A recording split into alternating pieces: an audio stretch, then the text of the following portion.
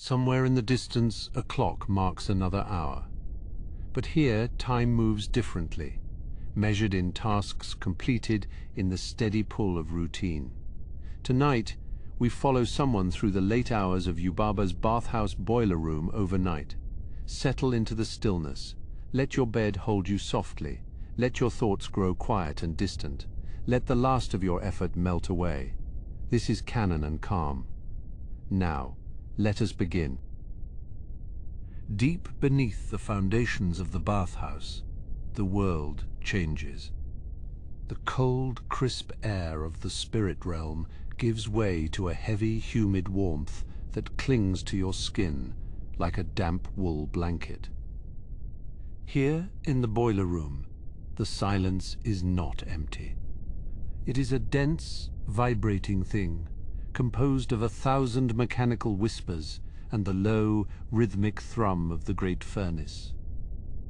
Down here, time does not move by the clock, but by the steady consumption of coal and the slow, rhythmic hiss of escaping steam.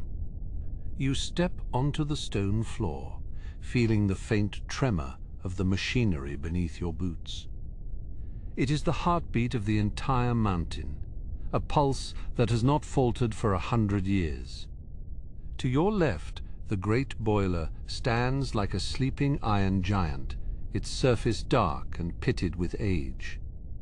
It is a masterpiece of brass and rivets, stained by decades of grease and the residue of magical salts. Every few seconds, a small valve releases a puff of white vapor, a sharp, metallic sound that cuts through the ambient drone of the room. The air smells of sulfur, dried mugwort, and the deep, earthy scent of wet coal. High above, the ceiling is lost in a tangle of copper pipes and wooden catwalks, where the shadows move with a life of their own. You can hear the faint, scratching sounds of the Soot sprites, the tiny, dark workers who keep this heart beating throughout the night. They are moving in the corners of your vision, small spheres of darkness, carrying lumps of coal that seem far too heavy for their fragile forms. Their movements are frantic yet silent, a chaotic dance governed by a singular collective purpose. In the center of the room, the master of this subterranean world rests. Kamaji, with his many arms, is a silhouette against the orange glow of the furnace door. He moves with a fluid, terrifying grace, reaching for levers and drawers that are several feet apart without ever shifting his weight. His presence is as much a part of the machinery as the gears themselves, a bridge between the physical and the spiritual. 112 wooden drawers line the far wall, their faces worn smooth by centuries of searching hands. Each one is labeled in faded, flowing ink, containing the dried remains of plants gathered from worlds we can only imagine. You watch as a long, spindly arm reaches out, pulling a drawer open to reveal a cache of dried lizard tails. The smell is pungent, a dusty, ancient aroma that fills the immediate space before being swallowed by the heat. The Soot sprites pause for a moment, their white eyes blinking in the darkness as they watch the master work.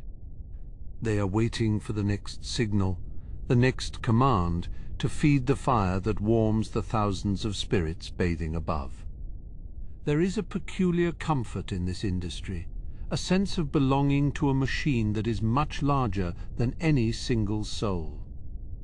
The work is hard, the environment is harsh, but it is honest and it is vital. You find a small wooden stool near the herb racks and sit, letting the warmth soak into your bones. The heat is not oppressive, but rather a protective layer against the mysteries of the night outside. The furnace door creaks open, casting a brilliant, dancing orange light across the room. For a brief second, the shadows are banished, revealing the true scale of the soot and the intricate lace of spiderwebs in the high corners. You can see the embers glowing like a bed of fallen stars, pulsing with a heat that seems to vibrate in the very air. The Soot sprites rush forward, tossing their coal into the maw of the fire with a collective, rhythmic grunt. As the door shuts, the room returns to its amber twilight, and the shadows stretch out once more, long and thin. The sound of the latch clicking into place is heavy, a finality that signals the start of a new cycle.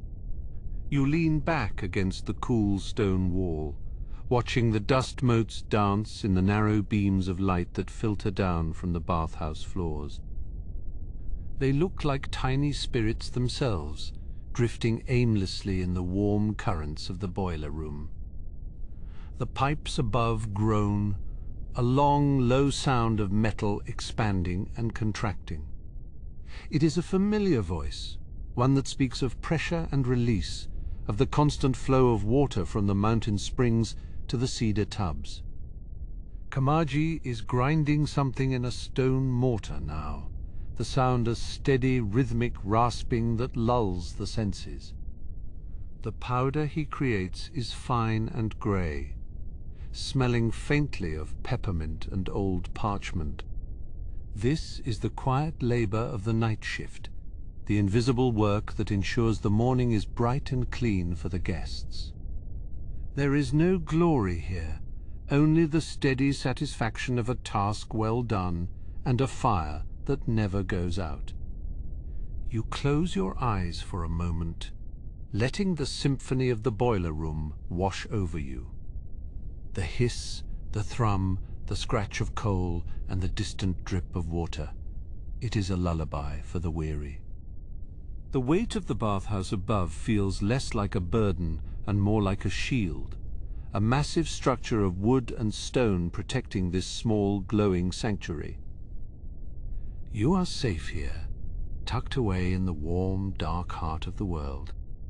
As the hours pass, the rhythm of the work becomes your own heartbeat. You find yourself breathing in time with the boiler, a slow, deep inhalation followed by a long, steady release. The Soot sprites have finished their current pile of coal and are now huddled in the shadows, their tiny bodies rising and falling in unison. Even they must rest, if only for a few minutes, before the next shipment arrives. The master, too, has slowed his movements, leaning back in his chair with his many arms folded across his chest. His eyes are closed, but you know he is listening to the pipes, sensing every fluctuation in the pressure. The orange glow of the furnace has softened to a deep, smouldering red, a dying ember that still holds enough heat to keep the world at bay. It is the color of a fading sunset, trapped forever in this stone chamber. You stand up, your joints feeling loose and warm, and begin to walk toward the herb drawers to help with the morning preparations. There is a sense of peace in the routine, a quiet joy in the preparation for a day you will likely never see. The wall of drawers stretches upward into the gloom, a mosaic of 1,000 secrets. Each wooden face is worn smooth by centuries of searching fingers, the grain of the cedar standing out like the lines on an old man's palm. You stand before it now, a silent witness to the sheer scale of the apothecary's hoard. The air here is different, thicker, with the scent of dried roots and the sharp, metallic tang of sulfur. It is a library of medicine, a catalogue of cures for spirits who have forgotten their names or lost their way in the human world. You reach for a tarnished brass ring, the metal cool and slightly oily against your skin. As the drawer slides open, a puff of dry, ancient air escapes, scented with scorched earth and dried marigolds. Inside, small bundles of herbs are tied with twine, their leaves brittle and grey under the flickering light of the furnace. You take one, feeling the papery texture between your thumb and forefinger, a fragile piece of the natural world preserved in this subterranean vault. The Soot sprites watch from the shadows, their large white eyes blinking in a slow, rhythmic blink that mirrors your own. Above you, the pull strings hang like the vines of some mechanical forest, each one ending in a wooden handle carved with symbols of water and heat. When the bells chime from the floors above, these strings will dance, a chaotic marionette show directed by the needs of the guests. But for now they are still, swaying only slightly in the warm draught that rises from the boiler. Swaying only slightly in the warm draught that rises from the boiler. But for now they are still, swaying only slightly in the warm draught that rises from the boiler. You follow the line of one string with your eyes, tracing it up through the lattice of copper pipes and wooden beams until it disappears into the darkness of the ceiling. It is a direct line to the world of the bathhouse, a tether between this quiet labor and the opulence above. Kamaji moves with a grace that defies his form, his 6 arms performing a dozen tasks at once without a single wasted motion. He is currently sorting through a tray of dried newts, their shriveled forms clicking softly against the wood. There is a profound stillness in his focus, a meditative quality that settles over the room like a heavy blanket. He does not speak, but the occasional grunt of satisfaction or the sharp tap of his pipe against the stone floor tells you everything you need to know. The work is progressing, the morning preparations are underway, and the balance of the boiler room remains undisturbed. You turn your attention back to the herb drawers, moving to a section marked with the sigil of the river spirits. Here the scents are cooler, smelling of moss and wet stones and the deep, dark places where the water runs slow. You pull a drawer and find it filled with smooth, river-washed pebbles, each one etched with a tiny, glowing rune. These are for the baths of the high-ranking spirits, those who require the weight of the earth to ground their ethereal forms. The stones are heavy, their surfaces polished to a mirror shine, reflecting the orange glow of the furnace in their dark depths. A low hiss of steam draws your gaze to the main pressure valve, where a thin plume of white vapor is escaping from a joint. It is a small sound, but in the silence of the night, it feels like a whispered warning. You walk toward it, your boots thudding softly on the iron floor plates. The metal beneath you vibrates with the power of the water, a deep, sub-audible hum that you feel in your bones. It is the heartbeat of the bathhouse, the steady pulse of energy that keeps the lights burning and the water flowing. You tighten the valve with a heavy wrench, the metal groaning as it yields to your strength. The Soot sprites have begun to stir again, their rest brief and shallow. They move in a small wave toward the corner where the coal is stored, their tiny feet making a sound like dry leaves skittering across a sidewalk. They are diligent workers, driven by an ancient instinct to serve the fire. You watch as they lift pieces of coal twice their size, their small bodies straining with the effort. There is a sense of community among them, a shared purpose that makes their labor seem less like a chore and more like a ritual. They do not complain, they do not tire, they simply exist to keep the darkness at bay. In the center of the room, a large brass kettle sits on a small stove, the water inside beginning to simmer. The sound is a gentle rolling boil, a domestic comfort in the midst of this industrial landscape. Kamaji reaches out an arm and pours a stream of dark, fragrant tea into a cracked ceramic cup. The steam rises in a swirling column, catching the light and turning into a ghost of gold. He offers you a cup, the warmth of the ceramic seeping into your palms and chasing away the lingering chill of the stone walls. The tea is bitter and strong, tasting of wood smoke and mountain air. You sit for a moment on a low stool, leaning your head back against a cool pipe.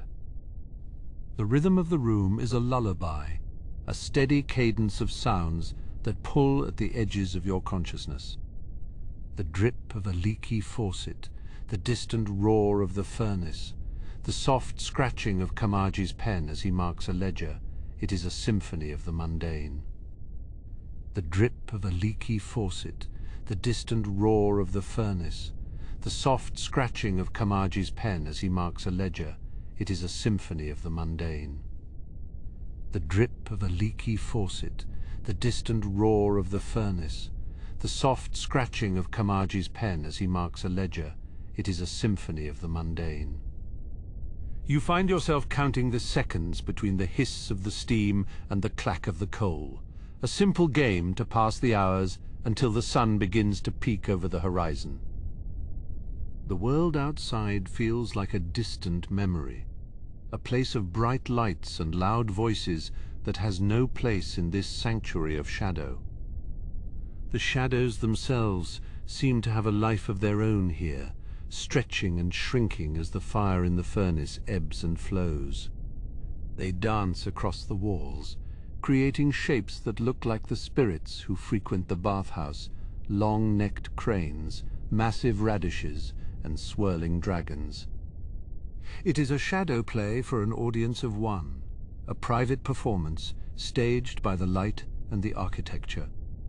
You watch as a shadow of a pipe transforms into the tail of a great beast, only to vanish as a soot sprite moves in front of the furnace door. The imagination is a powerful thing in the quiet of the night, turning the familiar into the fantastic. You stand and begin to walk toward the back of the room, where the great water intake pipes enter from the mountain. The air here is colder, damp with the spray of the waterfall that feeds the bathhouse. The pipes are massive, held in place by thick iron bands and heavy bolts. You can hear the water rushing inside them, a powerful, relentless force that never stops. It is a reminder of the scale of the operation of the thousands of gallons of water that must be heated and treated every single day. You place a hand on the cold metal, feeling the vibration of the torrent within. Beside the intake pipes, a small shrine is tucked into a niche in the stone. It is decorated with a few withered flowers and a small bowl of rice, an offering to the spirits of the mountain who provide the water. Even in this place of machinery and fire, there is room for reverence, for an acknowledgement of the forces that lie beyond human control.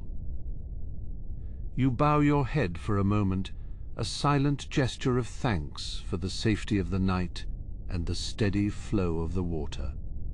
The shrine seems to glow with a faint inner light, a small beacon of peace in the industrial gloom. As you move back toward the warmth of the furnace, you notice a small, forgotten toy lying on the floor. A wooden bird with painted wings, its colors faded by time and soot. It must have belonged to a child who passed through the bathhouse long ago, a lost memento of a world that feels very far away. You pick it up, the wood feeling light and hollow in your hand. You pick it up, the wood feeling light and hollow in your hand. The wood feeling light and hollow in your hand. You pick it up, the wood feeling light and hollow in your hand. It is a reminder that even in this place of spirits and magic, there are echoes of the human heart, small fragments of lives that have touched this world and moved on. You place the bird on a high shelf, safe from the trampling feet of the soot sprites. The night is deep now, the hour when the world is at its quietest. The bathhouse above has settled into a low murmur, the revelry of the evening giving way to the rest of the early morning. Down here the work continues, but the pace has slowed to a steady, comfortable crawl. You feel a sense of belonging in this space, a connection to the machinery and the spirits that call it home. It is a quiet, heavy peace, the kind that only comes from knowing your place in the world and the value of the work you do. The fire in the furnace is a steady, reassuring presence, a heart of gold in the center of the dark. You look toward the stairs that lead up to the kitchen, thinking of the breakfast that will soon be prepared for the staff. The smell of steaming rice and grilled fish will soon replace the scent of herbs and coal, a signal that the night shift is coming to an end. But for now there is still work to be done, still pipes to check and drawers to organize. You take a deep breath, the warm, dusty air filling your lungs, and turn back to the wall of secrets, ready for whatever the next hour brings as the water continues its long journey from the earth to the sky. The wooden bird sits quietly now, a silent sentinel on its new perch, watching over the deep shadows of the boiler room. You turn your attention back to the wall of drawers, those hundreds of small, square faces that hold the essence of the bathhouse's healing powers. Each drawer is worn smooth by years of sliding in and out, the wood polished by the oils of 1,000 hands and the fine grit of coal dust. You reach for a handle, the cold iron fitting perfectly against your palm, and pull slowly, feeling the weight of the contents within. The drawer slides open with a dry, rasping sigh, revealing a collection of dried river root. The scent is sharp and earthy, a smell that speaks of deep mud and ancient currents. You take a piece, the texture like brittle bone, and crumble a small fragment between your fingers, testing its dryness.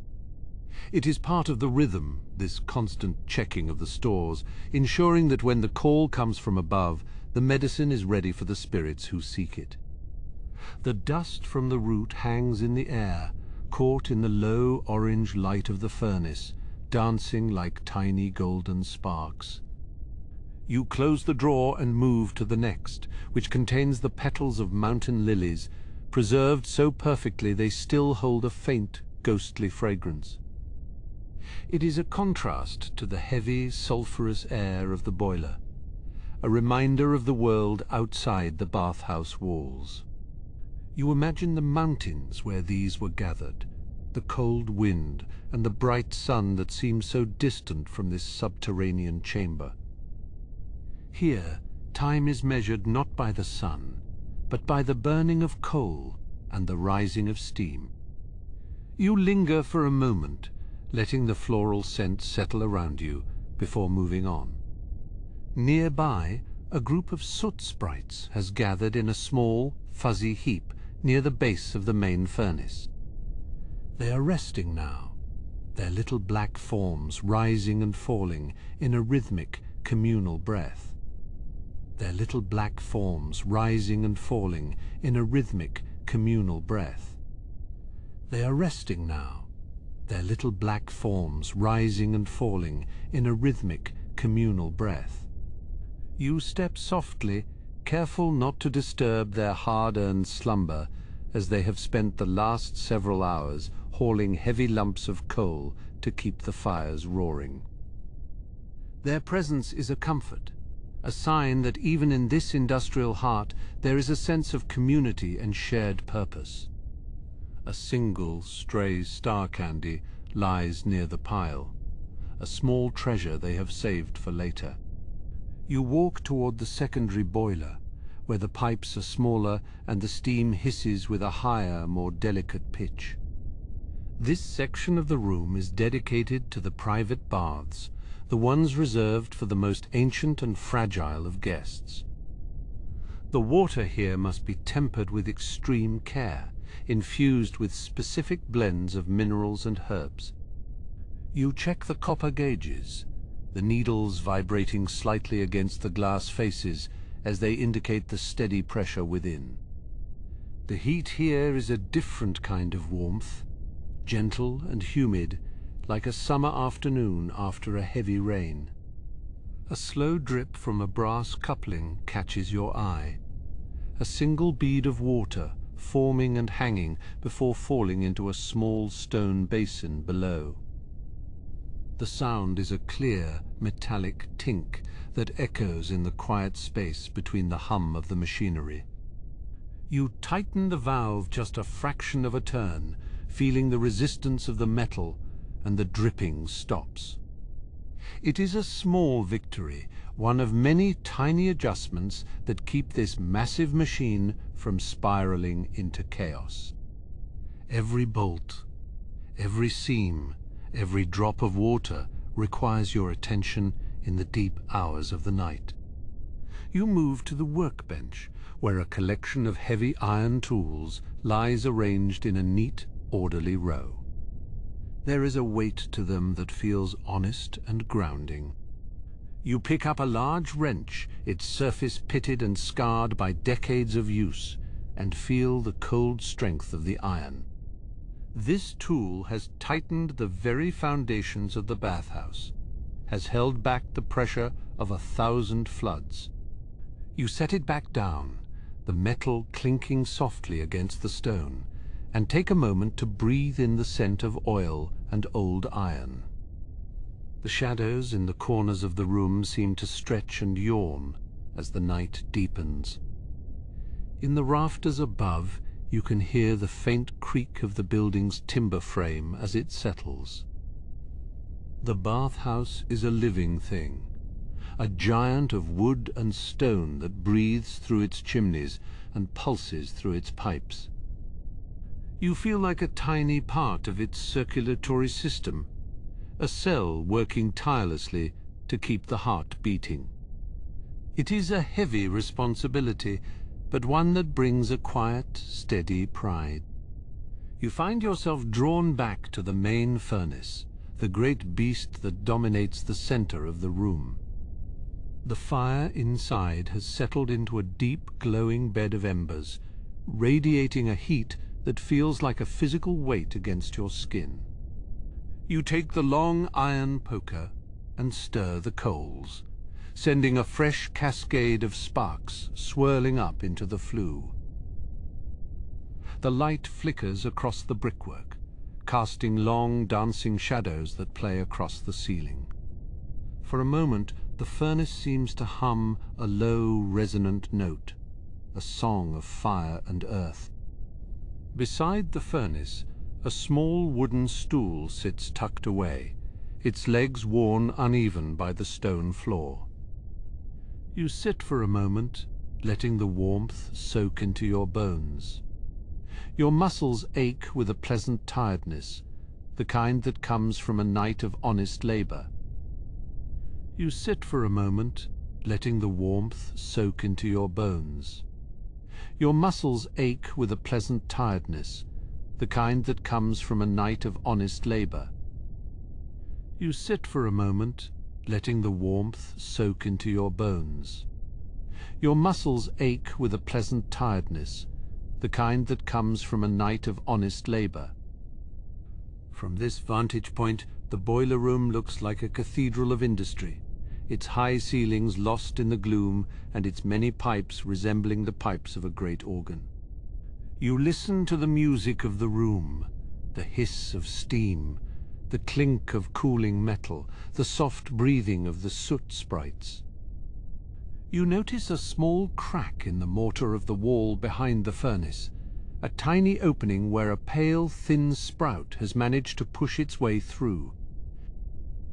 It is a stubborn little thing, seeking the warmth of the fire even in the darkness. You wonder how a seed found its way down here, through the layers of stone and the heat of the boiler.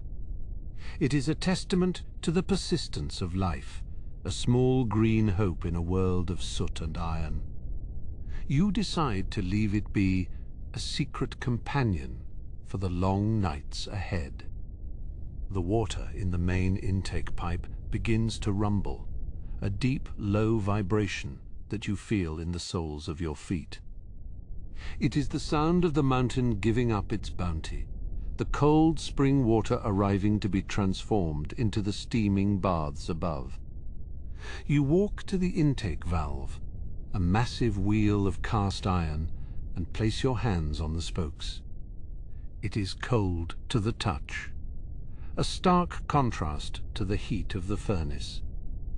You wait for the right moment, listening to the rhythm of the flow, and then begin to turn. The wheel moves with a heavy, satisfying resistance, the internal gates opening to allow the water to surge into the heating chambers. You can hear it rushing through the pipes, a powerful liquid force that fills the room with a new energy. This is the moment of transformation, where the elements meet and the work of the boiler room truly begins. You watch the gauges climb, the needles moving with a steady, purposeful grace. The balance is delicate, a dance of fire and water that you lead with practiced hands. As the water flows, you move back to the herbal drawers, selecting a bundle of dried mugwort and a handful of crushed sulfur stone. These will be added to the next batch of water, a blend designed to soothe the spirits of the deep earth. You place the ingredients in a small copper basket, ready to be lowered into the infusion tank. The smell of the herbs begins to mingle with the steam, creating a thick, aromatic haze that fills the air. It is a scent that is both medicinal and ancient, a fragrance that has defined the bathhouse for centuries. The night is moving toward its final hours, the transition between the deep dark and the first hint of morning.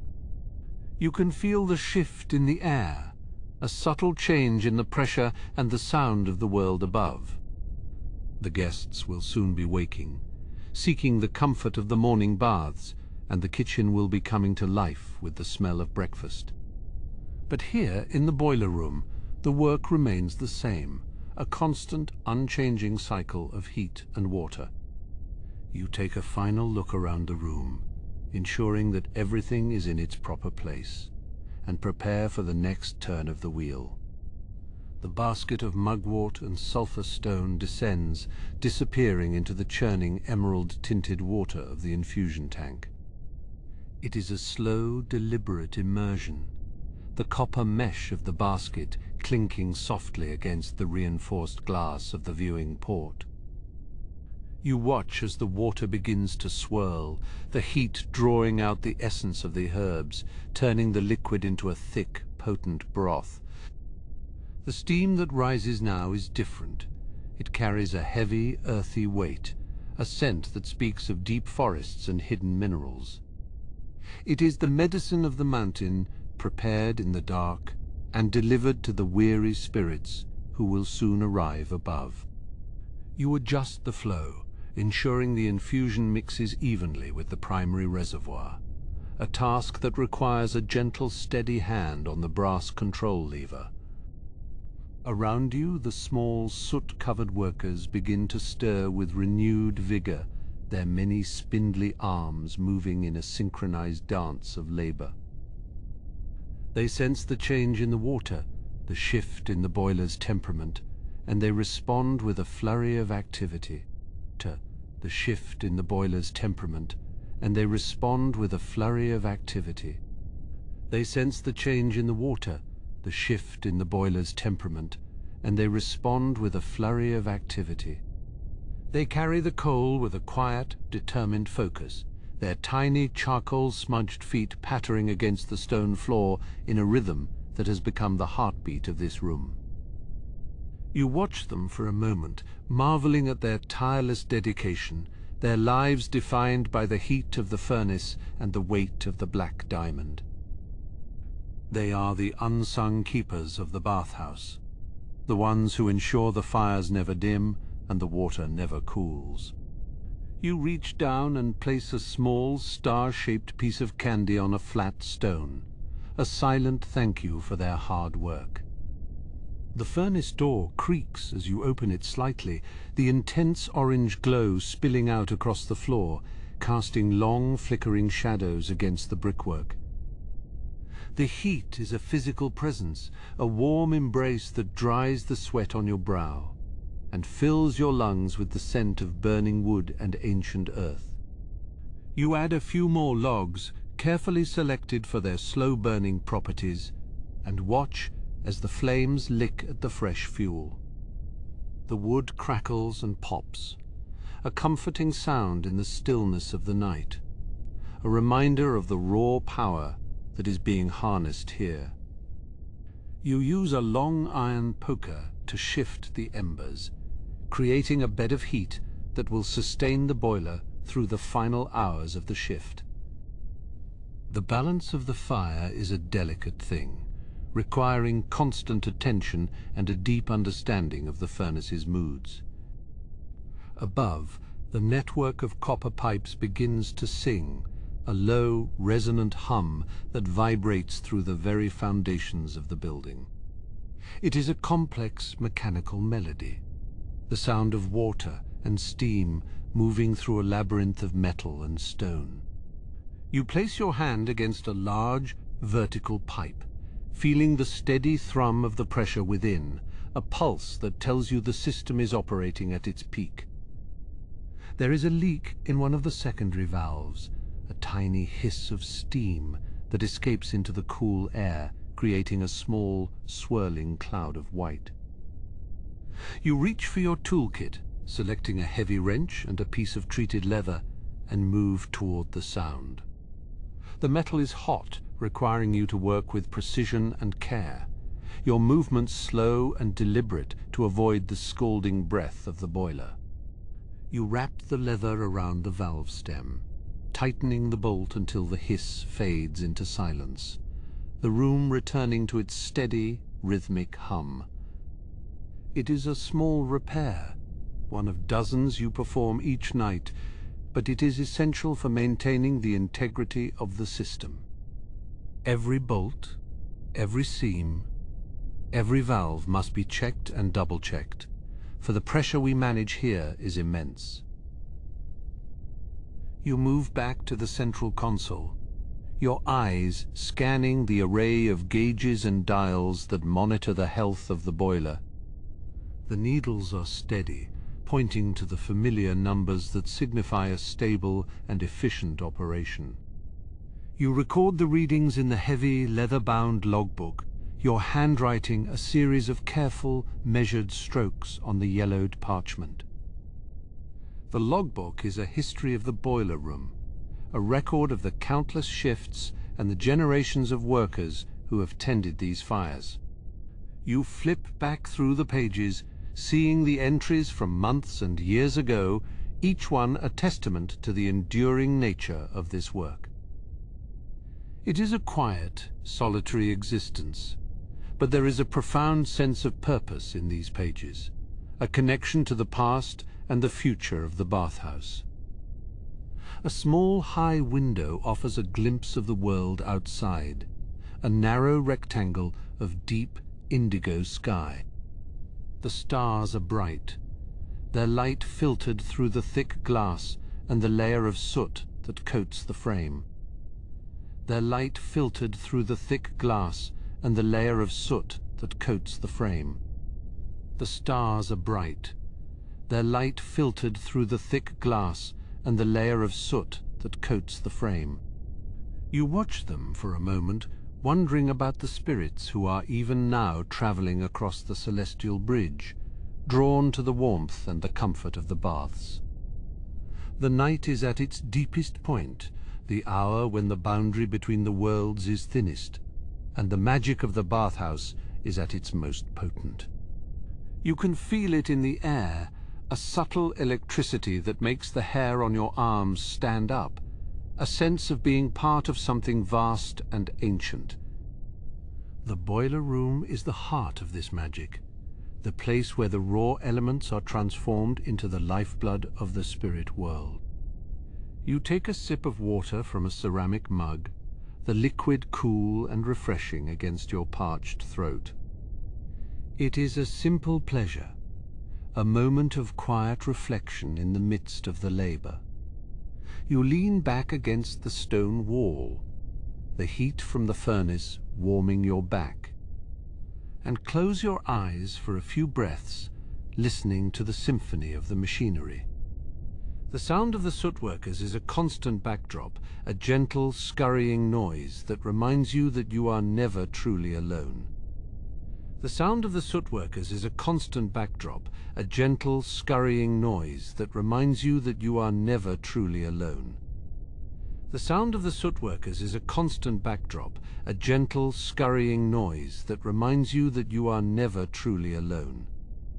They are your companions in the dark, the silent witnesses to your nightly routine. Their presence a comforting constant in the ever-changing world of the bathhouse. You can hear them whispering among themselves, a soft, chirping sound that is lost in the hum of the pipes. You reach for the brass oiler, its surface worn smooth by years of use, and begin the process of lubricating the main drive gears. Each gear is a massive, heavy wheel of cast iron, its teeth interlocking with a precision that is both beautiful and terrifying. You apply the oil carefully, watching as it coats the metal in a thin, shimmering film, reducing the friction and ensuring a smooth, silent rotation. The movement of the gears is hypnotic, a slow, relentless turning that marks the passage of time in a way that clocks never could. You watch as the teeth engage and disengage, a perfect mechanical harmony that has been maintained for centuries. It is a testament to the skill of the craftsmen who built this place, a legacy of iron and steam that you are now responsible for preserving. The smell of the oil is sharp and industrial, a scent that lingers on your skin and in your clothes, a mark of your trade. It is a smell you have come to associate with the peace of the night shift, the quiet satisfaction of a machine well tended. You wipe your hands on a greasy rag, the fabric stained with the history of the boiler room, and move to the next set of gears. In the corner of the room, a large copper bell hangs from a heavy chain, its surface tarnished by the damp and the heat. It is used to signal the start of the morning rush, a loud, resonant chime that will echo through the entire bathhouse. For now it remains silent, a golden sentinel waiting for the first light of dawn to touch the roof of the building. You check the level of the herbal infusion, seeing that it has reached the desired concentration. The water, a deep, vibrant green. You open the main delivery valve, allowing the infused water to flow into the pipes that lead to the upper floors. You can hear the change in the sound of the pipes, a fuller, richer tone as the herbal medicine begins its journey to the baths. The transition is seamless, a testament to your careful management of the valves and the pressure. You watch the gauges as the new flow is integrated, the needles dipping slightly before returning to their steady positions. The balance has been maintained, the transformation complete, and the morning baths are now being filled with the healing power of the mountain herbs. You take a moment to inspect the coal chute, seeing that the supply is still plentiful, the black stones piled high against the stone walls. The soot workers have done their job well, ensuring that the fires will have enough fuel to last through the morning peak. You give the chute a gentle tap with your foot, the sound echoing through the metal, a signal of approval to the workers below. The air in the room is thick with the scent of mugwort and steam, a fragrant mist that seems to soften the harsh edges of the machinery.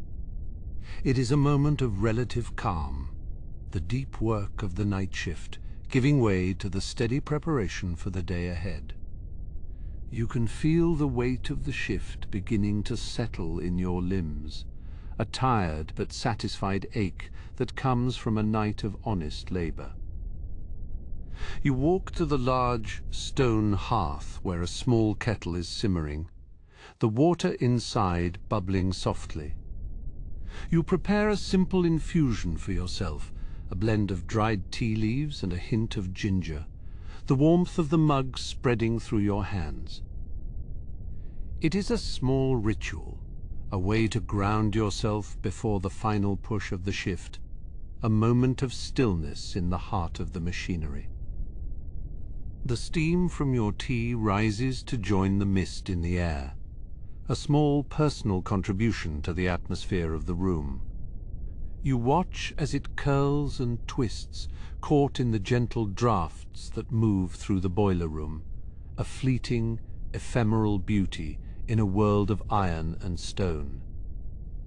The night is nearly over, the first hints of grey beginning to touch the indigo sky through the high window. You take a final walk around the perimeter of the room, checking the seals on the secondary tanks and the tension on the drive belts. Everything is as it should be, the machine operating with the steady, reliable grace that you have come to expect. You feel a sense of pride in this work, a quiet satisfaction in knowing that the bathhouse is ready for the day, its heart beating strong and steady.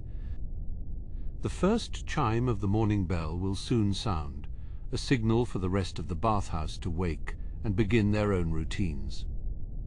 But for now, in the quiet of the pre-dawn hour, the boiler room remains your domain, a place of heat, steam, and ancient magic. You take one last look at the furnace, the fire burning bright and true, and prepare for the final turn of the wheel that will bridge the gap between the night and the day. The warmth of the ginger tea lingers on your tongue, a sharp contrast to the damp, heavy air of the lower levels. You set the ceramic mug down on a scarred wooden workbench where the rings of many previous cups have stained the grain over the decades.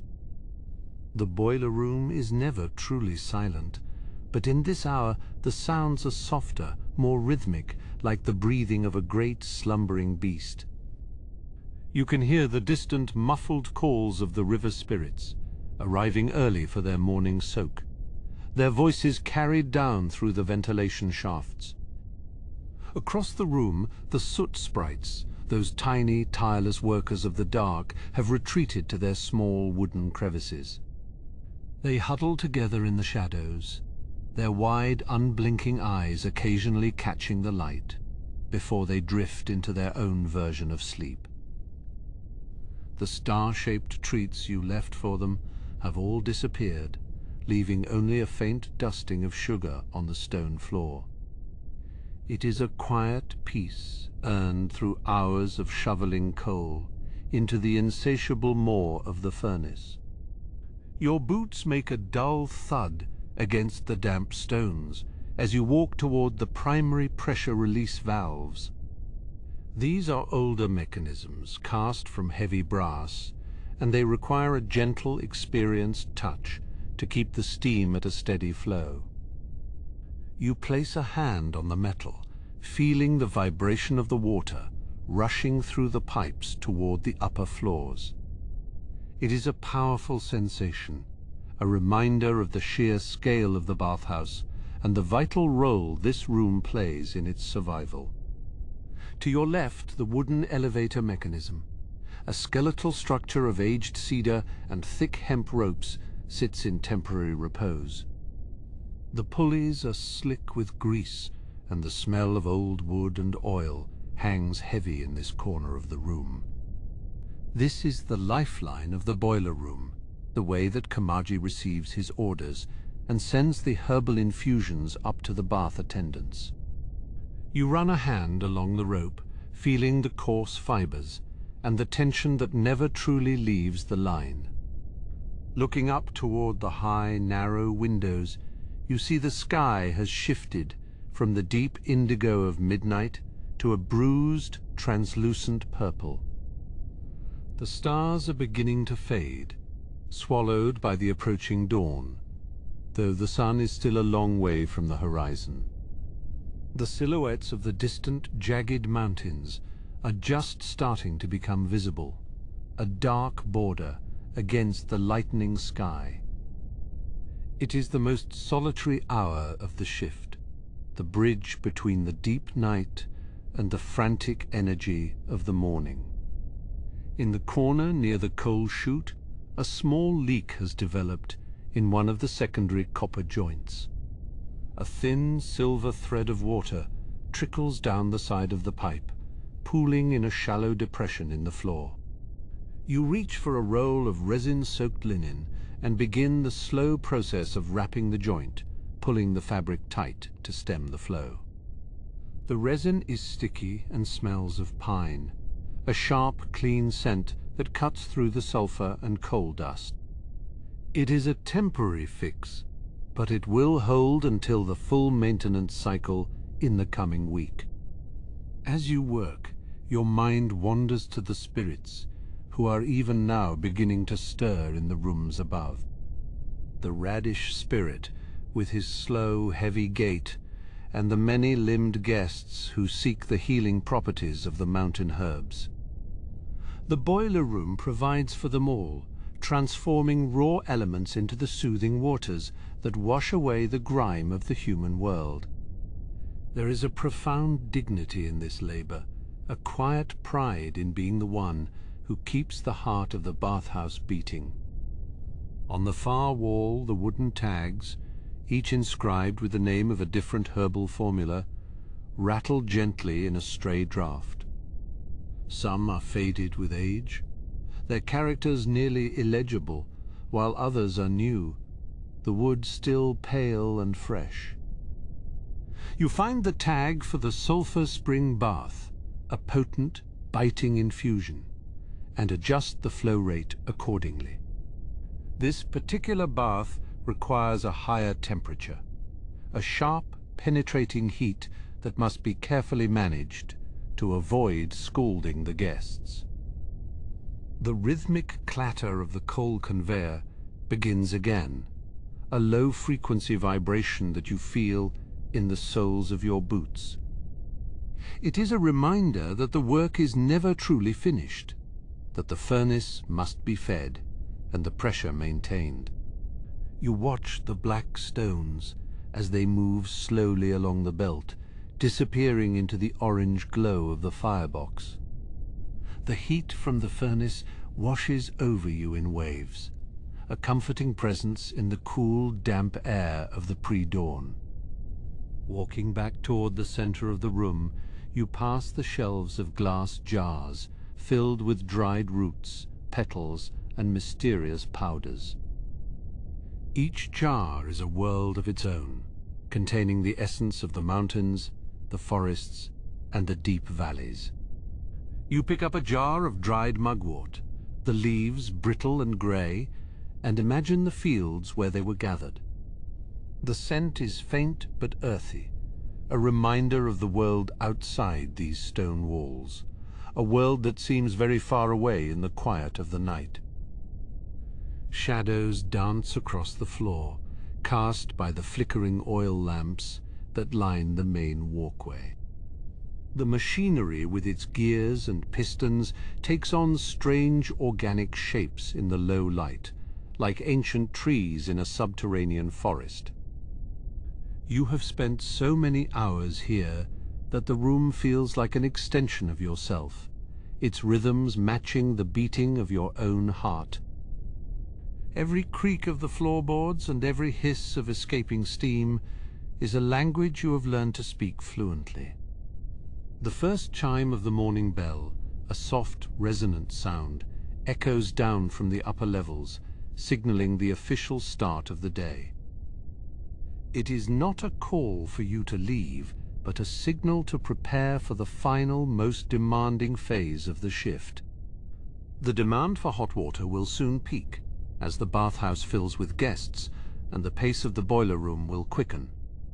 You take a final deep breath of the herbal mist and turn your attention back to the primary gauges, ready for the transition from night to morning. The resonance of the morning bell lingers in the heavy, humid air, a ghost of a sound that travels through the labyrinth of pipes. You move toward the southern manifold, where the primary steam lines branch out like the veins of a titan. Here, the heat is more concentrated, a dry, baking warmth that contrasts with the dampness of the lower floors. The brass fittings are polished by years of touch and steam, gleaming with a dull golden luster in the low light. You place a hand on the main valve, feeling the subtle tremor of high-pressure water racing through the iron. It is a delicate balance, maintaining the flow to the upper baths, while ensuring the boiler does not overtax its ancient seams. You turn the wheel exactly 3/4 of a circle, listening for the change in the pitch of the rushing water. The sound shifts from a sharp hiss to a deep resonant thrum, indicating the lines are filling. Above, the soot sprites are becoming more active, their tiny, scratchy movements creating a soft, percussive rhythm against the stone. They sense the coming day and the increased demand for fuel that it invariably brings. In the corner, a small, hand-carved shrine sits, tucked between two massive copper pipes, a place of quiet devotion amidst the machinery.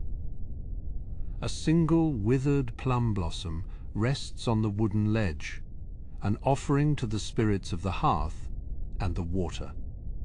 You pause for a moment, acknowledging the unseen forces that govern the bathhouse's many miracles.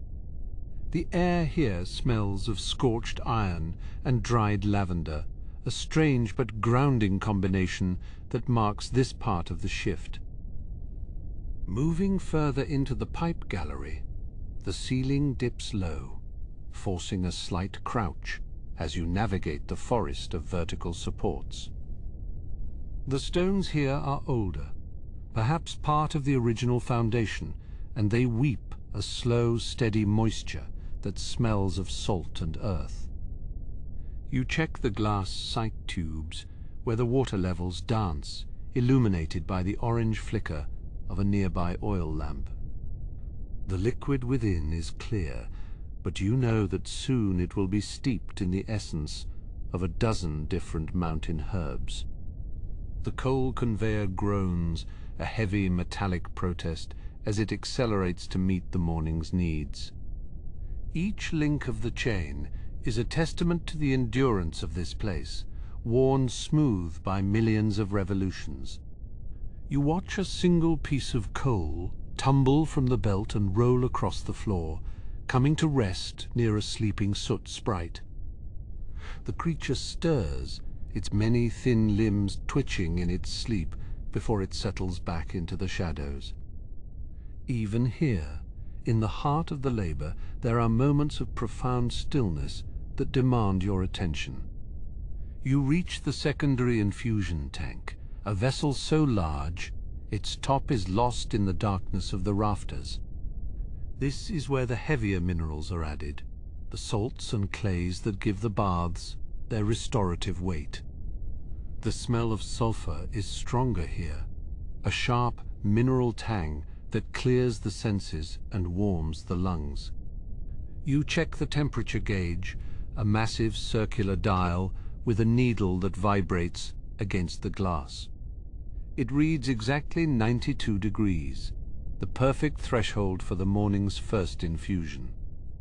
A drip falls from a high pipe, landing with a crystalline chime in a puddle at your feet. The ripples spread outward, distorting the reflection of the furnace doors, which glow like angry eyes in the distance. You adjust your grip on the heavy wrench, its handle worn to the shape of a hand by decades of use. There is a comfort in the tools, a sense of continuity that bridges the gap between the humans and the spirits. You are merely one in a long line, of those who have tended this fire and walked these stone floors. The sound of the sea, muffled by the thick stone walls, provides a constant, low-frequency backdrop to your work. Sometimes, when the wind is right, you can hear the waves breaking against the base of the bathhouse.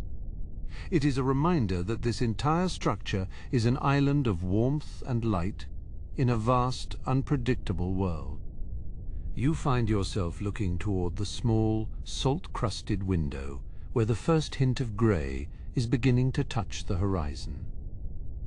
The night is not yet over, but the transition has begun, and the rhythm of the boiler room is shifting with it. You walk back toward the main control board, your boots clicking softly on the damp masonry. The shadows of the pipes stretch long and thin across the floor, like the fingers of a giant. Every valve you turn and every lever you pull is a note in a complex industrial symphony.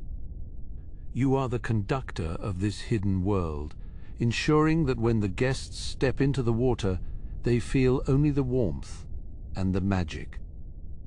The pressure in the lines is steady now, a vibrant, living force that pulses beneath your feet. As you pass the herb storage, you notice a bundle of dried mugwort that has slipped from its hook. You pick it up, its texture like old parchment, and return it to its place among the other botanical treasures. The scent lingers on your fingers, earthy and familiar, a small piece of the mountain brought down into the dark. The work continues, steady and sure, as the first true light of dawn begins to filter through the high vents. You prepare for the next task, the careful measurement of the rare mineral salts that will be required for the high-priority guests. The rare mineral salts are kept in heavy leaded glass jars that catch the flickering light of the furnace. Each jar is labeled in a script that has faded over many generations of constant steam and heat.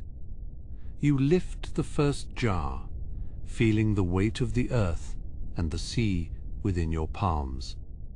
The blue crystals shift with a sound like crushed ice as you pour them into the brass weighing scale. This particular salt, harvested from the deep ocean trenches, is reserved for the most ancient of guests. It has a scent like cold iron and brine, a sharp contrast to the warm herbal air of the boiler room. You watch the scale as it tips slowly, the needle settling on the precise mark required for the morning's first bath. There is no room for error in these measurements, for the balance of the spirits is as delicate as the water itself. Across the room, the soot balls are beginning to stir, their small, dark forms shifting among the piles of coal. They move with a soft, rustling sound, like dry leaves skittering across a stone floor. One of them pauses, its large, round eyes reflecting the orange glow of the dying embers. You offer a small nod, a silent acknowledgement of the shared labor that defines this subterranean world.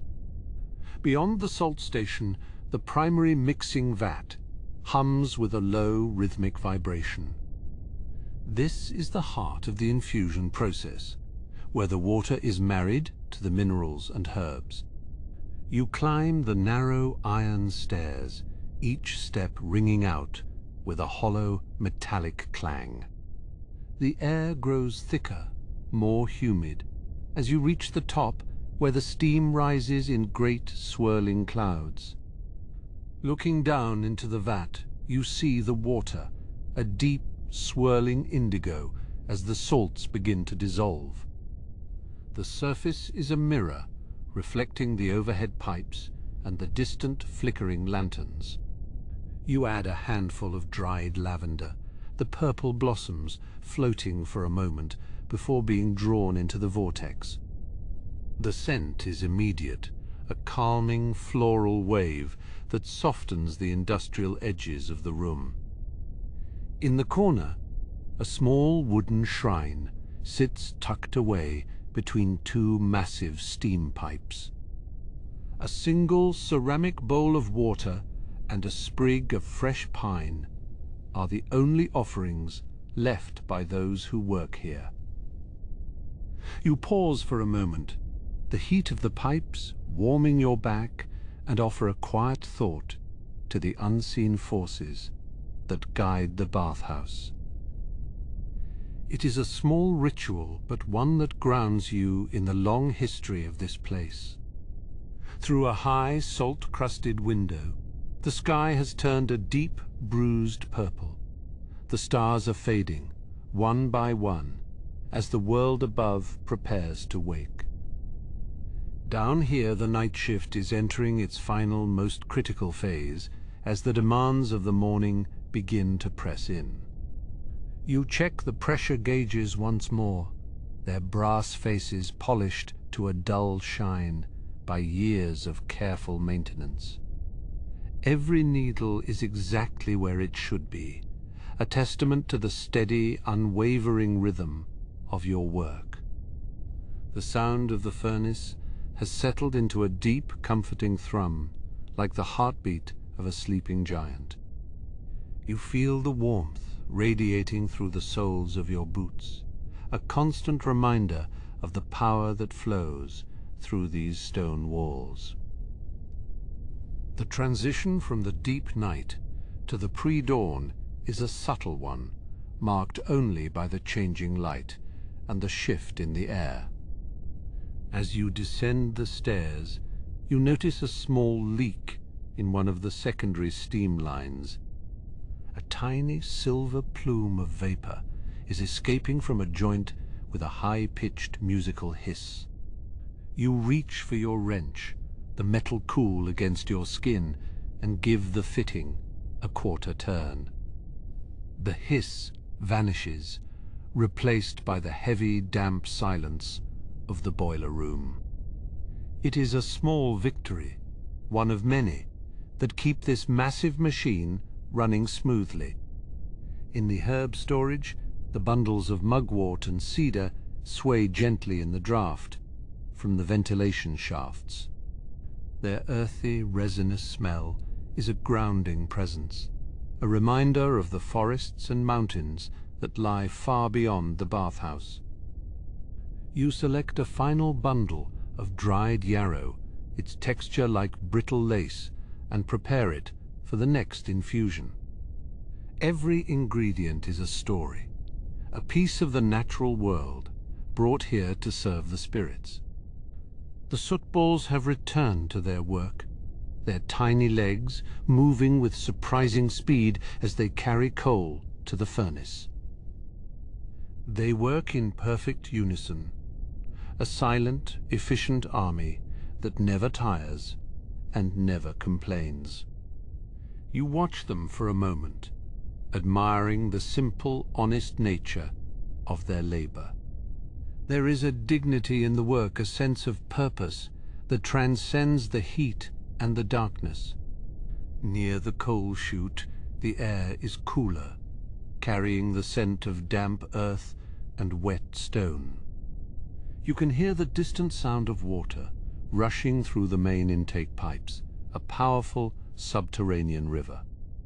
It is a reminder of the scale of this operation and the immense responsibility that rests on your shoulders. You are the guardian of the heat, the one who ensures that the water is always ready for the guests. As the light outside continues to brighten, the shadows in the boiler room grow shorter and more defined. The orange glow of the furnace is now competing with the pale steel blue of the morning. You walk back toward the main control board, your footsteps echoing in the vast vaulted space. The night has been long, but the work has been steady, and the rhythm of the boiler room remains unbroken. You find a small wooden stool and sit for a moment, resting your hands on your knees. The heat of the room is a familiar embrace, a constant companion in the lonely hours of the night. You close your eyes, listening to the symphony of sounds that define your world. The hiss of steam, the crackle of coal, and the steady rhythmic thrum of the pumps. It is a peaceful moment, a brief pause before the morning rush begins. The first bell of the morning rings out in the distance, a clear silver tone that cuts through the industrial hum. It is the signal that the upper floors are beginning to stir, and that the first guests will soon be arriving. You stand up, stretching your tired muscles, and prepare for the final tasks of your shift. There is still much to do, but the hardest part of the night is behind you. You check the salt jars once more, ensuring that they are tightly sealed and returned to their proper places. The blue crystals glint in the morning light, a hidden treasure waiting for the next time they are needed. You feel a sense of satisfaction, a quiet pride in the work that you have accomplished.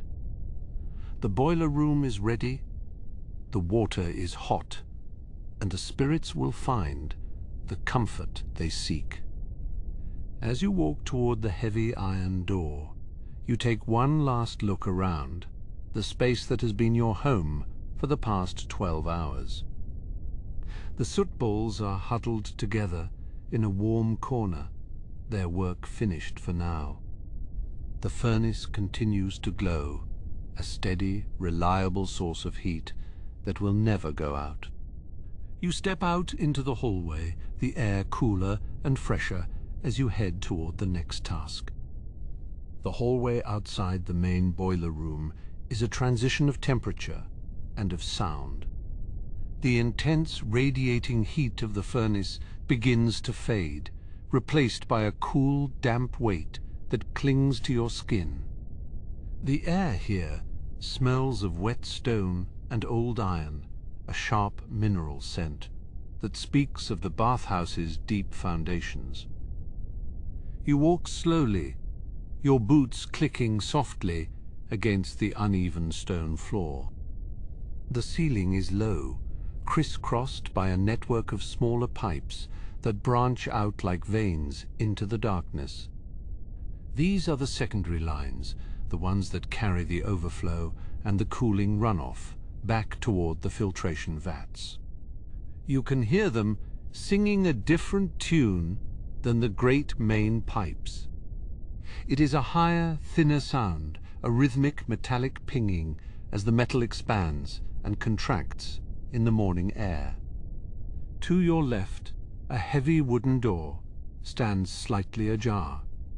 You push it open, and the scent of the herb room washes over you.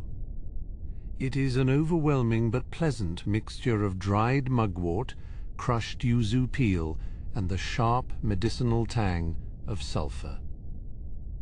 This is where the bath additions are prepared and stored in vast floor-to-ceiling drawers. The wood of the drawers is dark with age and polished by the touch of 1,000 hands. You run your fingers along the smooth surface of a drawer labeled with the character for mountain minerals. Inside, the powder is fine and grey like volcanic ash. It feels soft and silk-like between your thumb and forefinger. You close the drawer with a soft thud, and the sound echoes in the quiet room. Moving deeper into the sub-levels, you reach the filtration gallery. Here, the scale of the bathhouse becomes truly apparent. Massive stone basins, the size of small houses, sit in a row filled with dark, swirling water. The water moves in slow, hypnotic circles, passing through layers of charcoal, sand, and fine mesh. You stand on a narrow iron catwalk, looking down into the depths of the first vat. The surface is broken by occasional bubbles rising from the aeration stones at the bottom. It looks like a living thing, a great dark lung, breathing in the silence. The sound here is a constant low-frequency rumble, the vibration of the pumps deep underground, pulling water from the spirit world's hidden springs. As you walk along the catwalk, you notice the small, mossy patches growing in the crevices of the stone walls. They are a vibrant emerald green, thriving in the constant humidity and the dim, artificial light. You reach out to touch the moss, and it feels like cold, damp velvet. It is a small piece of nature reclaiming its place in this industrial labyrinth. A single drop of water falls from a pipe overhead, landing on the moss with a soft splashing sound. You watch as the water is slowly absorbed, disappearing into the green. It is a moment of stillness, a quiet observation of the small cycles of life that continue even here beneath the floors of the great bathhouse. Further down the gallery, you find the soot ball's resting nook. It is a small, dry alcove, tucked away from the main flow of water. Several dozen of them are huddled together in a dense, fuzzy mass. They look like a pile of burnt coal, but you can see the rhythmic, slow rise and fall of their tiny bodies as they sleep. Their work for the night is finally over, and they have retreated to this warm, dark corner to recover their strength. Nearby, a small, empty wooden bowl sits on the floor with a few grains of star candy still clinging to the bottom. You pick up the bowl and set it on a nearby shelf, a small gesture of care for the tiny workers who keep the fires burning. In the corner of the nook, a small, hand-carved shrine is built into the wall. It is simple, made of weathered wood and decorated with a few smooth river stones. A single small candle has burned down to a nub, its wick cold and black. You reach into your pocket and find a small box of matches. The sound of the match striking is loud in the quiet space, a sharp, rasping crack. The flame flares up, a bright orange point of light that casts long shadows against the stone. You light a new candle, and the soft, flickering glow illuminates the shrine.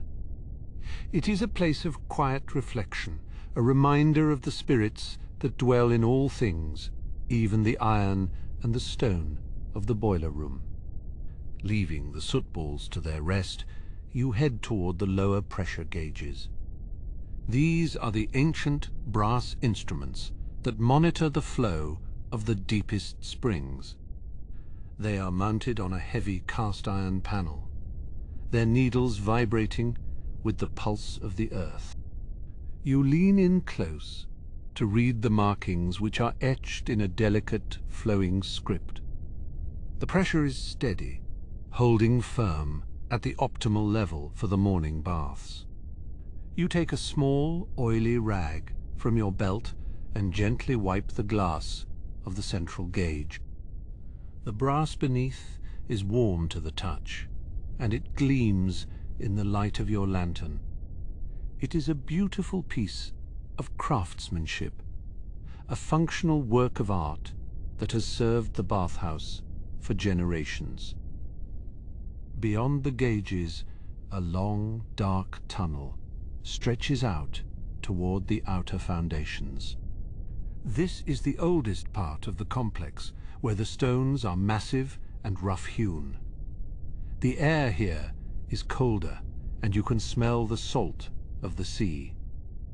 The sound of the waves crashing against the exterior walls is a distant, muffled thrum. It is a grounding sound, a connection to the world outside, the world that exists beyond the magic and the steam. You walk to the end of the tunnel, where a small circular porthole is set into the thick stone. Looking through the glass, you can see the grey, pre-dawn light, reflecting off the water. The horizon is a thin, pale line, separating the dark sky from the darker sea. On a small workbench near the porthole, a collection of old tools is laid out in neat rows. There are heavy wrenches, delicate calipers, and small specialized brushes for cleaning the intake screens. They are well worn, their handles polished by years of use. You pick up a small iron key and feel its weight in your palm. It is cold and heavy, a physical manifestation of the responsibility you carry. You spend a few minutes organizing the tools, ensuring that everything is in its proper place. There is a meditative quality to the task, a simple, repetitive action that clears the mind and settles the spirit. As you work, you notice a small paper charm tucked behind a pipe. It is yellowed with age, its ink faded, but the protective symbols are still visible. It is a ward placed there long ago to keep the pipes from bursting under the pressure of the spirit's arrival. You touch the paper gently, feeling the faint, lingering hum of the magic. It is a reminder that you are not alone in your work, that the bathhouse itself is a living entity protected by ancient spells, and the dedication of those who serve it. You leave the charm where it is, its quiet vigil, continuing through the morning. Near the drainage trench, a stack of empty wooden bath buckets waits to be cleaned. They are made of fragrant cedar and bound with copper hoops. You take a moment to stack them more neatly, their wet wood smelling fresh and clean. The sound of the buckets clinking together is a light, hollow chime that breaks the industrial drone. You look down into the trench where the used bathwater flows away, back toward the earth. The water is clear now, its minerals spent, its heat dissipated. It is the end of one cycle and the beginning of another. Returning to the main gallery, you pass under a massive stone staircase. The underside of the stairs is a forest of support beams and iron braces. It is a quiet, forgotten space where the dust motes dance in the shafts of morning light. You find an old wooden stool and sit for a moment, letting the stillness wash over you. The night shift is nearly done, and the transition to the day is almost complete. You can hear the distant sounds of the bathhouse waking up, the clatter of dishes, the muffled voices of the staff, and the first splashes of water in the great tubs. It is a familiar rhythm, a comfort that tells you the day has begun and the bathhouse is ready for its guests. You stand up from the wooden stool, the stiff joints of your knees popping quietly in the damp air. The vibration beneath your boots has changed its frequency. It is no longer a low rhythmic thrum, but a steady, urgent pulse. The bathhouse is drawing breath. Above you, the massive stone stairs groan under the weight of the first few attendants moving toward the upper decks. You walk toward the herb-grinding station where the scent of dried wormwood and roasted sulphur is thick enough to taste. The great stone mortars are still now their heavy pestles resting in their cradles, but the fine green dust still hangs in the air. You run a finger along the edge of a wooden tray, leaving a clean trail in the herbal residue. These powders are the lifeblood of the soaking tubs, the secret chemistry that heals the weary bones of the mountain spirits. You move to the corner where the Soot sprites are beginning their final, frenzied push. In the low light, they look like clusters of charred velvet, their many thin limbs moving with a frantic, mechanical precision. They do not tire in the way humans do, but their energy is fueled by a singular purpose, the hunger for the flame. You reach into a small ceramic jar and pull out a handful of star-shaped candies. As you scatter the competo across the floor, the sound is like hailstones hitting a tin roof. The sprites swarm, their tiny, high-pitched chitters creating a wall of sound that vibrates in your chest. It is a chaotic yet organized ritual, a moment of reward before the heat of the day truly begins. You watch them for a moment, their black forms bobbing and weaving in the golden light of the furnace. The main boiler is a mountain of cast iron and riveted steel, its belly glowing with a fierce internal sun. You pick up the heavy iron shovel, its handle smooth from decades of friction. The coal pile is lower now, a dark landscape of jagged shadows and shimmering dust. With each scoop, the metal blade rings against the stone floor, a sharp, percussive note that echoes through the vaulted ceiling. You toss the coal into the open maw of the furnace, and the flames leap out to meet it. The heat is a physical weight, a solid wall that presses against your skin and draws the moisture from your eyes. You work with a steady, unhurried pace, feeding the fire just enough to keep the steam pressure in the golden zone. This is the heart of the operation, the source of the warmth that will soon soothe the aches of 1,000 guests. Behind the furnace, a series of brass gauges are mounted to the wall, their needles quivering against the glass. You check the primary pressure valve, its surface hot, even through your thick leather gloves. The dial indicates that the water levels in the upper reservoirs are reaching their capacity. You turn a heavy iron wheel, and the sound of rushing water fills the room, a deep subterranean roar like a distant waterfall. The pipes groan and shudder as the cold water meets the heated copper, creating a symphony of metallic pings and hollow thuds. You listen closely to the resonance of the metal, feeling for any sign of a blockage or a failing seal. Everything is in balance, a delicate equilibrium between fire and water. You wipe the sweat from your brow with the back of your hand, the salt stinging in the humid air. You walk along the edge of the great brick chimney, where the soot has settled like a layer of black snow.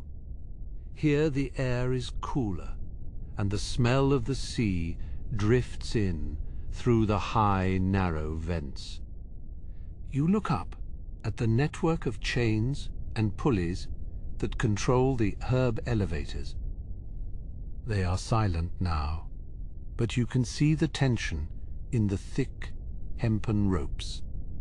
Soon the bells will ring, and the orders for specialized baths will come pouring down from the front desk.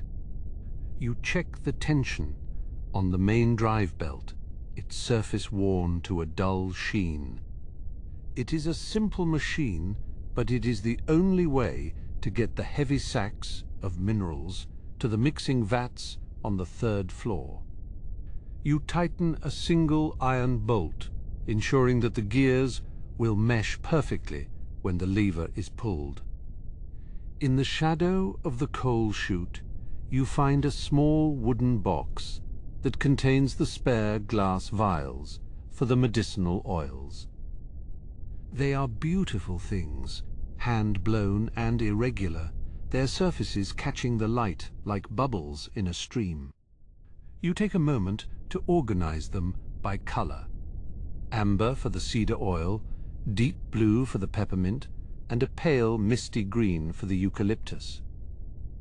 The clinking of the glass is a delicate, fragile sound that contrasts with the heavy industrial drone of the boiler room. You handle them with extreme care, knowing that a single crack could ruin a day's worth of preparation. The oils are potent, their scents lingering on your skin long after you have moved away. It is a reminder of the sensory richness of the world above, a world that depends entirely on the grime and the heat of the world below. You move toward the large wooden elevator that services the lower levels. Its doors are made of thick, dark oak, bound with iron straps that have rusted to a deep, earthy red. You pull the heavy lever, and the mechanism begins to turn with a slow, grinding moan. The counterweights slide past in their stone tracks, their movement creating a gentle breeze that cools the room. You watch the floor indicator, a simple painted board with a sliding wooden arrow. It moves slowly, marking the passage of the lift as it carries a fresh load of firewood to the auxiliary heaters. The smell of pine and cedar fills the air, a sharp, clean scent that cuts through the sulfur. You lean against the cold stone wall and close your eyes for a few seconds, letting the rhythmic, mechanical sounds wash over you. The morning light is becoming more pronounced now, casting long, angular shadows across the floor. The dust motes are no longer dancing in the dark. They are illuminated in brilliant golden shafts that pierce the gloom.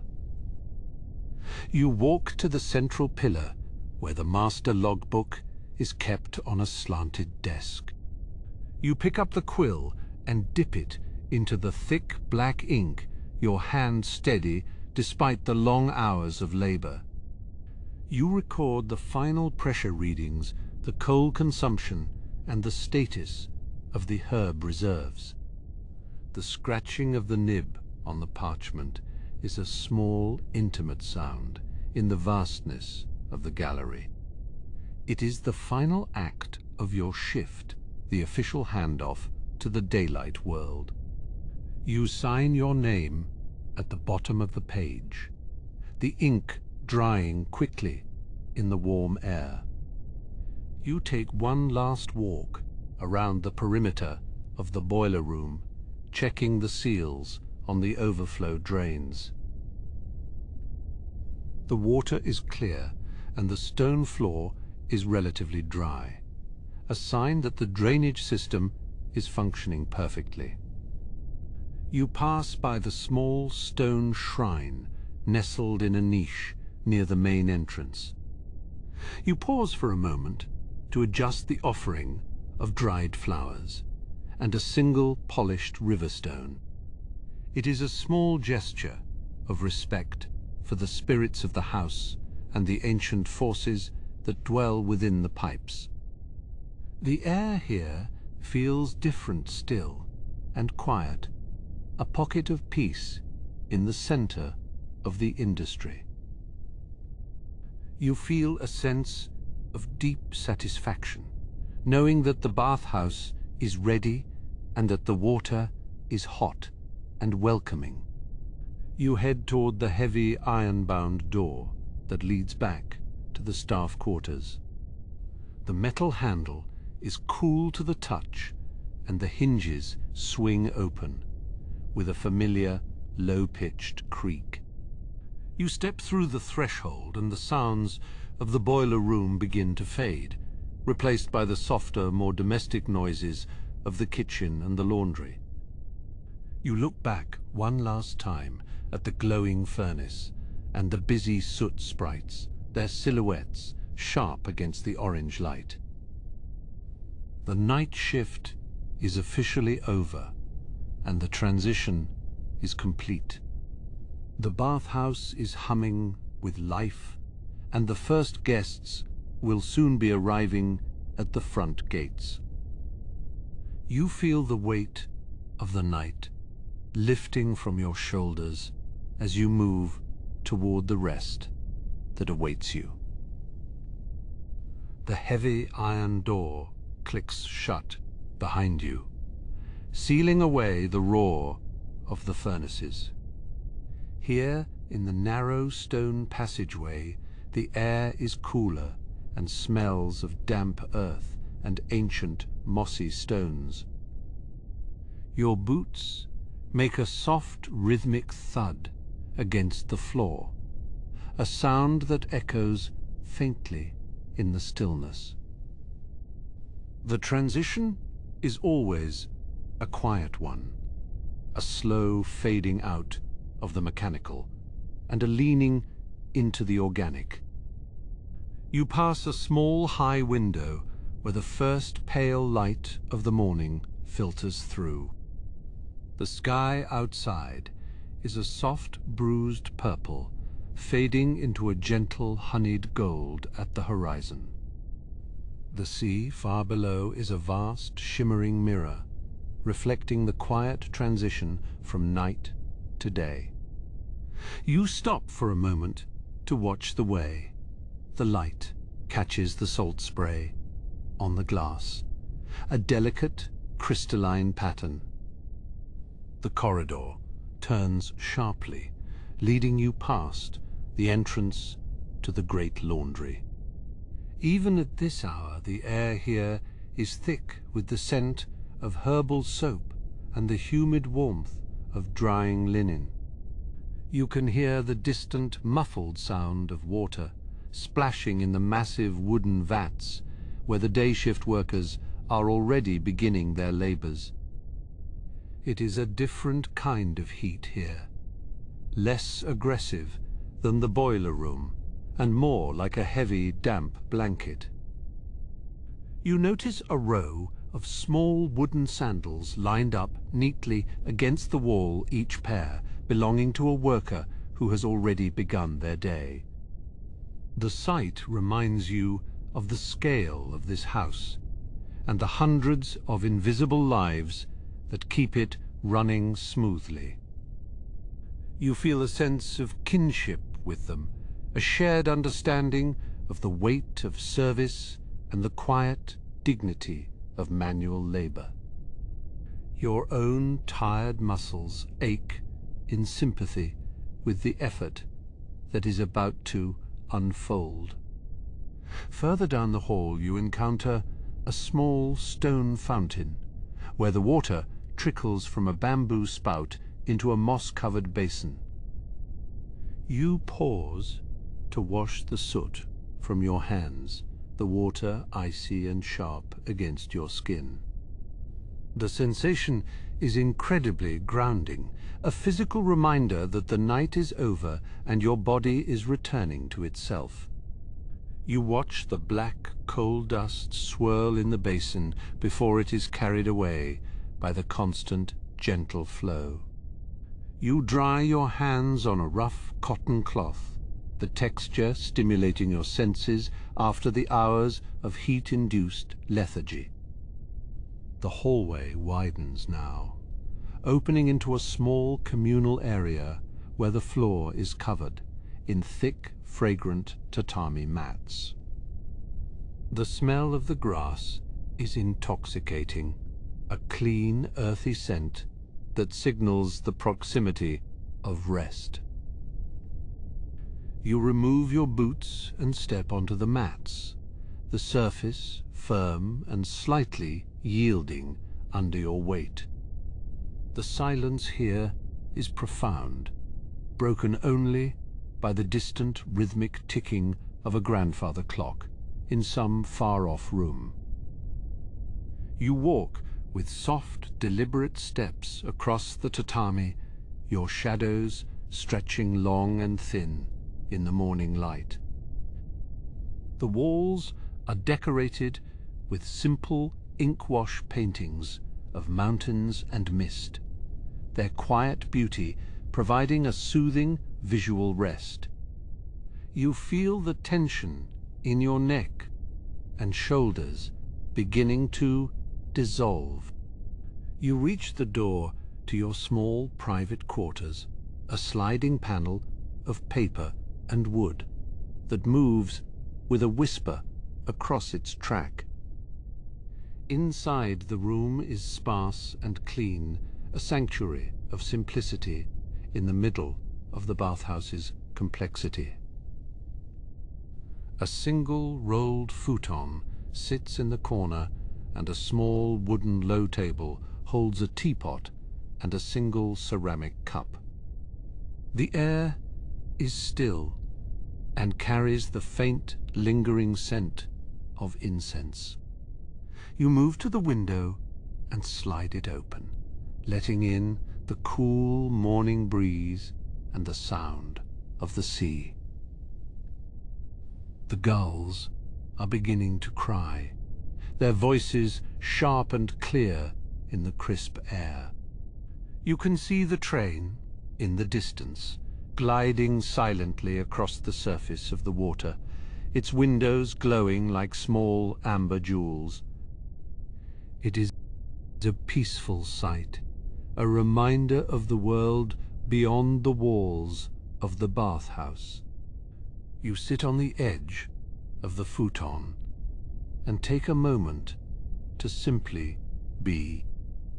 The transition from the intense, focused energy of the boiler room to this quiet stillness is a journey in itself. You reflect on the night, the thousands of logs burned, the hundreds of gallons of water heated, and the tireless work of the Soot sprites. You feel a deep, quiet pride in the role you play in this grand, spiritual machine. You pour a cup of cold tea, the liquid dark and bitter on your tongue, a final refreshing note to end the shift. The ceramic cup feels heavy and solid in your hand, a tangible connection to the material world. You watch the steam, if there were any, but the tea is cold and the surface is a perfect undisturbed circle. You drink slowly, savoring the silence and the stillness of the room.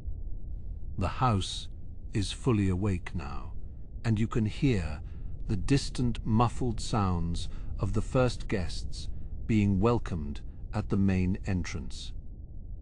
The bells chime softly, a silver sound that carries through the corridors and up the many floors. You know that upstairs the baths are steaming, the water is perfect, and the spirits are finding the healing they seek. Your work has made this possible. You lie back on the futon and feel the weight of your body sinking into the mats. The ceiling is made of dark cedar planks, the grain forming intricate, swirling patterns that catch your eye. You follow the lines with your gaze, letting your thoughts drift like the smoke from a distant fire. The world is beginning to blur at the edges as sleep starts to pull at your consciousness. The sound of the boiler room is now only a memory, a low, rhythmic pulse that beats in time with your own heart. You feel the coolness of the morning air on your face and the warmth of the blankets around you. It is a perfect, delicate balance, a state of complete and total surrender. You are no longer the worker, but a part of the house itself, breathing with its walls. You think of the Soot sprites, now curled up in their own dark corners, dreaming of stars and sugar. You think of Kamaji, his many arms finally still as he takes his own brief rest.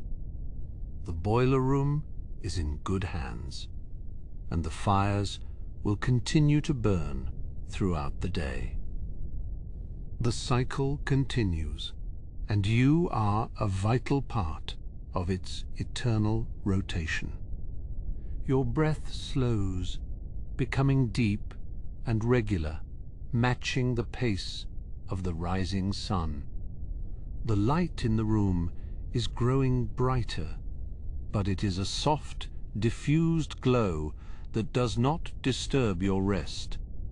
You feel a sense of profound peace, a quiet contentment that comes from a job well done. The night was long, but the reward is this perfect moment of stillness. The last thing you hear before you drift into a deep, dreamless sleep is the sound of a single distant bell. It is a clear, resonant tone that seems to hang in the air for an eternity before slowly fading away.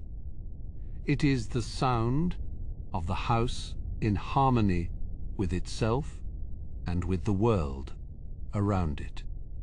You close your eyes and let the darkness take you into the quiet of the morning. You are safe, you are warm, and the work is finished. The bathhouse hums on, a living, breathing entity that will be there when you wake. For now there is only the rest, and the silence, and the gentle, rhythmic breathing of the house. You drift deeper and deeper into the soft embrace of sleep, leaving the world of fire and steam far behind. The morning has arrived, and with it the peace you have earned. Thank you for spending this evening with me. Until next time, on Canon and Calm, sleep well.